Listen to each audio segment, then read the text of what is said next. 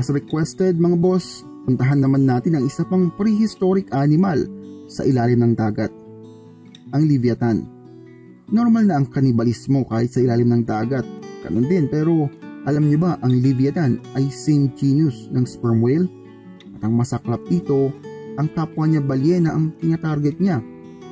Tara mga boss, i-explore natin ang Leviathan. We were cursed.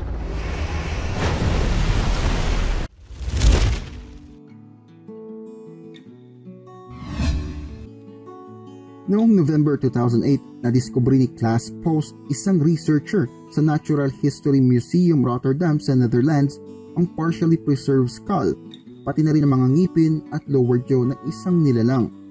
Natagpuan niya ito sa coastal desert ng Peru noong huling araw ng kanilang field trip.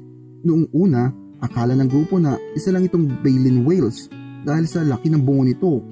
Pero noong makita nila mga ngipin at upper and lower jaw nito, alam nila na ibang klaseng balyena ito. Noong dumating ang July 2010, binigyan ito ng pangalan na hango mula sa Biblia, ang Leviathan. Pinangalanan nila itong Leviathan melvillei. Subalit, nagkaroon ng problema dahil ang Leviathan ay nai-register na sa isa pang nilalang, ang mastodon, na isang mammoth. Ito ay pinangalanan ng Leviathan Koch. Kaya naman wala silang ibang choice kundi paguhin ito. Isang buwan matapos ito, pinangalanan nila ang nilalang na ito na Leviathan melvillei. Ang Leviathan ay reference ng Leviathan sa Biblia, habang ang melvillei naman ay ang reference mula sa author ng libro ng Moby Dick na si Herman Melville. Dahil bungo pa lang ang nadiskubre, ang eksaktong laki nito ay debatable pa rin. Pero ayon sa mga eksperto, base sa laki ng bungo nito, ang Leviathan ay posibleng umabot ng 13.5 meters hanggang 17.5 meters. Dahil na din sa laki nito, pinaniniwalaan ito ay may bigat na 50 tons. Ang Leviathan ay nabuhay 12 to 13 million years ago, sa panahon ng Miocene epoch.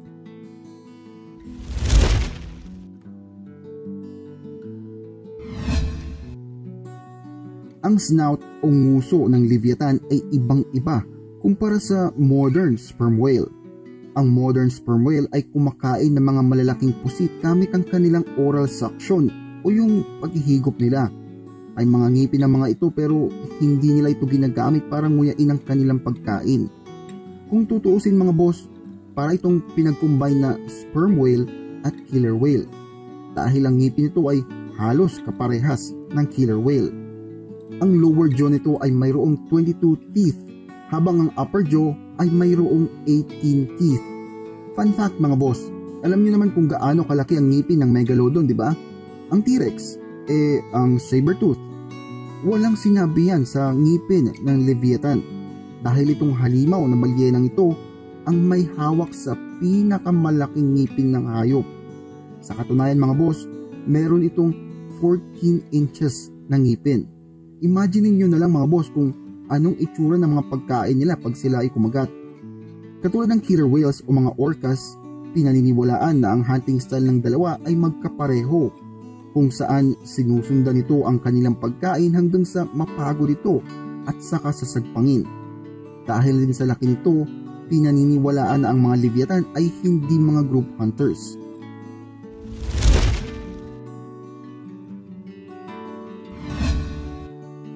Ang lahat ng sperm whale ay mayroong malalaking foreheads. Dito mga boss nakalagay ang spermaceti organ. Ang spermaceti organ ay mayroong waxy liquid na tinatawag na spermaceti, hence the name. Meron din itong massive partition sa mga connective tissues. Pinaniniwalaan ng mga scientists na ang organ na ito ang tumutulong para ang mga balyena ay makapunta sa kailaliman ng tubig para maghanap ng pagkain, specifically mga squids. Ginagamit din itong pag-headbutt para saktan ng kalaban tuwing mating season. Siyempre, dahil nga isang klase ng sperm whale ang Leviathan, meron din itong spermaceti organ. Kahit na hindi naman ito ginagamit para makapag-dive sa ilalim ng tubig para kumain. Ayon sa mga eksperto, ang main food ng Leviathan ay kapwa nito balyena, ang baleen whales. Dahil dito, nabago ang tingin ng eksperto sa nasabing organ. Pinaniniwalaan na ang organ na ito ay may iba pang function, kagaya ng echolocation. Just to be clear mga boss, hindi pa rin alam ng eksperto ang use ng spermaceti organ sa Leviathan.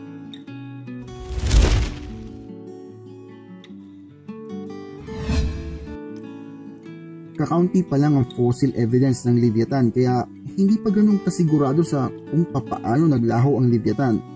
Pero kagaya nga ng discuss ko sa Megalodon, posibleng sila ay tinamaan din ng matinding pagbabago dahil sa mass extinction. Kagaya ng Megalodon, ang kanilang pangunahing pagkain ay nawala at dahil dito, unti-unti rin silang naubos.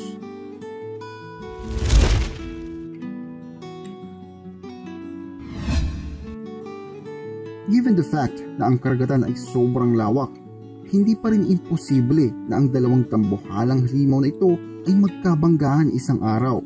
Let's discuss the advantage at disadvantage ng dalawa. Let's start first with Leviathan.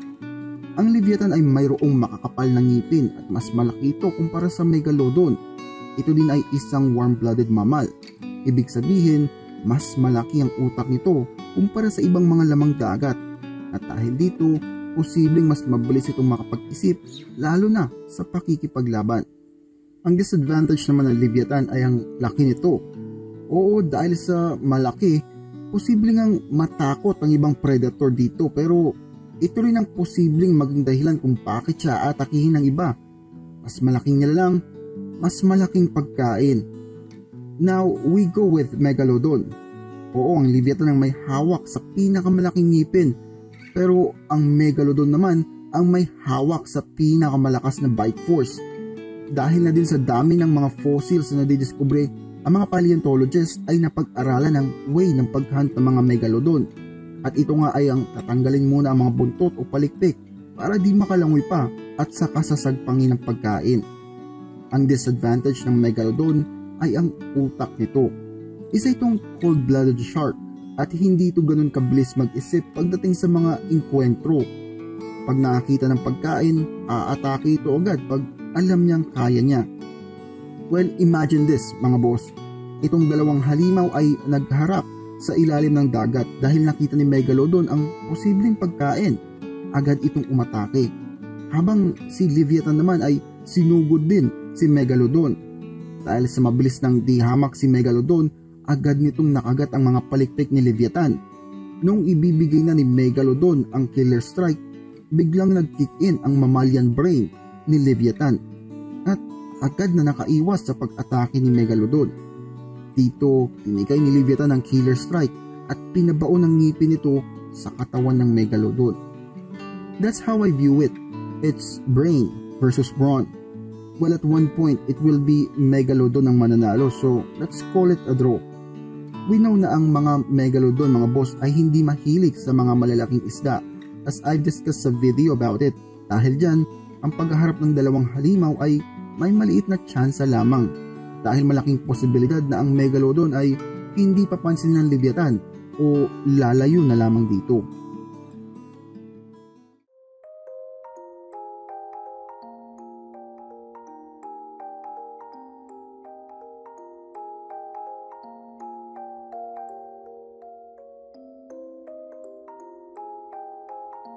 Kung gusto niyo pong i-download at i-share ang video at i-post sa Facebook, please do so.